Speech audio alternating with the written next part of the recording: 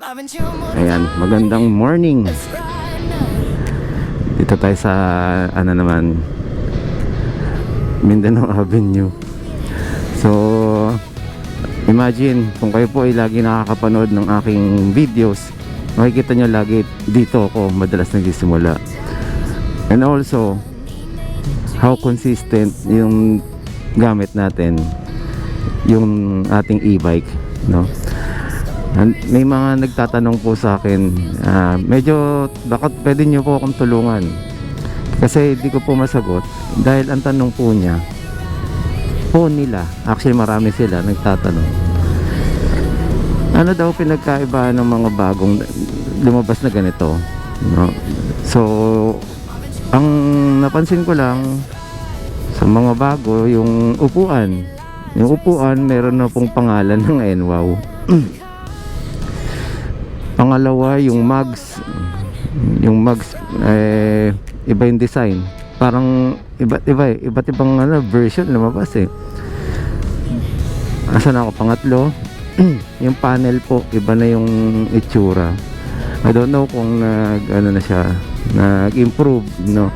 Pero sa akin, tingnan niyo po yung after po nung napalitan natin at naayos yung wiring. Hindi naman po, kahit umulan po yan, napansin niyo naman, daily naman natin to gamit, rain or shine guys, di ba? And then dito tayo sa bike lane guys. Yun. And then hindi ko lang alam kung yung gulong ay napalitan din nila. Yun pa rin yata yung madalas na nakakakilig. Ano pa po ba ang napalitan? Hindi ko lang alam kung yung side mirror nag-iba na rin. Then may napansin pa ako sa mga bago, may spring yung yung hose nila dun sa sa preno sa likod, yung sa disc brake, yung brake hose. Ayan, sana nabuksan ko pala yung GPS, no? Sana nakabukas. And ano pa ba? Syempre, ayun, kung pwede nyo rin pala akong matulungan sa pamamagitan kung ano man nakikita ko sa mga bago. Kung sino man may bago pong WSP, dayuin nyo naman po ako sa tapat ng Barangay Nova proper. Huwag po kayong mag-alala, hindi ko po kayo ipinapabarangay. Doon po sa tapat po nun ay may kapihan. Sagot ko na yung kape mo. Gawa lang tayo ng konting comparison sa ito po, kasi mga nauna po kasi itong itong WSP na to di ba? Kaya yung ko, walang sticker na, walang emblem. Tapos yung ano pa ba yung wala, yung upuan ko walang tatak ng NWOW, walang naka-emboss. Kaya yun, tingnan natin guys, masalip natin sana yan. Ayan, syempre pagka ganyan huwag yun ang habulin. Yun walang helmet, nagpapatuyo ng buhok guys. Yung katabi ko, huwag naman, bubulaga yan. Naka-racing suit pala tong katabi ko. Leather kung leather, Alpine Star. Okay. Sorry ko.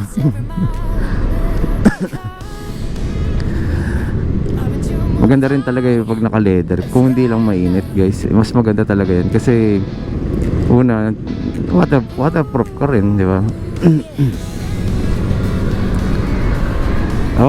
Nakikita niya ba yan? Ako lang. Ayun mabato, buhangin. Ingat kayo dyan sa ganyang minsan ang bilis natin, di mo napapansin. Uy, meron palang gano'n. Pag preno mo, skid ka dyan. Kaya importante marunong kang bumasa ng kalsada. Yung basang basa, sobrang basa. Ayun, di ba? Minsan naman, kahit nasabi mong tayo yan, may nakakalat naman na buhangin, doon ka mag-iingat. Kailangan nababasa mo yun. At syempre, ang pinaka ano mo dyan, presence of mind, guys. Pag kayo huwag kayo matataranta. Isipin nyo, ano ba mangyayari kapag pinreno ko, skid ba to, gaano kalakas yung prenong gagawin ko. Yun, so marami. Hindi naman kasi porket marunong ka mag-balance, pwede ka na talaga kagad sumabak sa highway, no? Kaya babalik po tayo sa dapat may lisensya. Yun naman proper, guys. Tayo naman po sumunod sa batas, di naman tayo napano, di ba? Yun lang naman. Hindi naman tayo napano na kumuha tayo lisensya. Inintay ko talaga yung pagkakataon, yung tamang edad ko na ako'y magkaroon ng makapag-exam at ng lisensya. Dati pwede yung 16 years old, guys, meron lang parent consent para makakuha ng student permit. Ngayon di ko lang sure. Siguro papatulong tayo kay kay Majesty para mag-discuss. O nga pala, magsiset pala kami ng ride ni Majesty, no? Ang advocacy din nun is road safety. So same thing with me, na ako naman po dun tayo sa small bikes or e-bikes. Ayan. Sa part ko, maraming nagagalit. E-bike lang yan, maglilisensya yung pa, dagdag gastos lang yan. Sabihin na natin may ganyan ang gobyerno natin, pero di ba mas maganda pa rin kung ikaw po ay safe yung sa kaalaman mo. Wala na tayong doon sa gobyernong corrupt, pero yung napi-feed yung sarili mo ng kaalaman, di ba mas worth it pa rin naman yun. Yun nga lang talaga, yung gastos masakit. Oo, ganun naman pagka medyo may gusto tayo pero di natin kagad makakuha, di ba, nauuna yung Pilipino, nauuna yung reklamo bago gawin. Kung gawin mo muna, kung makakasama ba talaga sa iyan, well, I don't think na makakasama. Yun lang naman ang akin dyan. Gaya nyan, ilang blink, guys, bago mag orange. Ako bilang ko 5 doon sa na-stayan ko. Hindi ko lang alam sa iba. Ang bagal naman ito mga to. Ayan, ganyan, nagsisignal light na siya. Dito ka na, huwag ka nang pumilit doon. Huwag mo na pagsiksikan sarili mo. So malayo pa, 100 meters, guys, pwede ka na mag-signal unti-unti. Dito naman nakasignal tayo para po sa hindi tayo ma-swerving. Unti-unti, one at a time, hindi yung pak diretso, di ba? So tingin ko mahaba-haba na yung video natin dahil tayo pa galing sa Mindanao Avenue.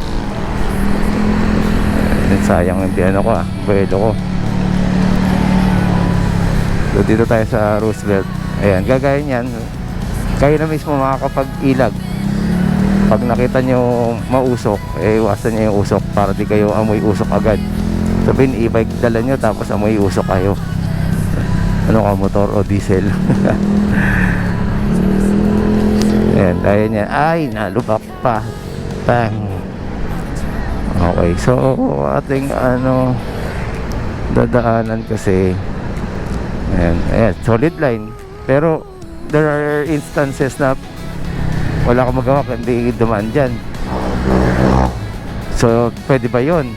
Diba? Yung iba kasi, alala ko tuloy yung nagsisimula lang din ako sa basketball iniisip ko bawal lumabas dun sa line. Diba? Para ako nagbabalay pa dun, para pala pwede tapakan na ayop. Ayun shout out. Diba? Pinakatabi natin yan. Ayan tayo. Ayan, naka-jacket si kuya.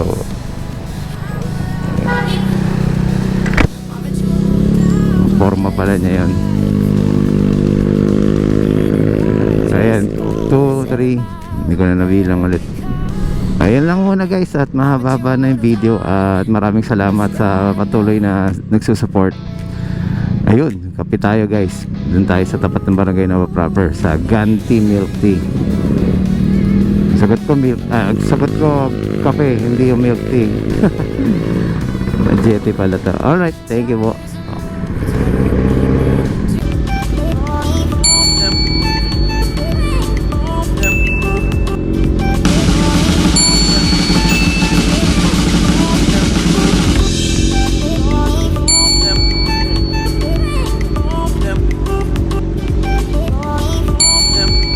Ayan o, meron na rin tayo dito sa Japan guys.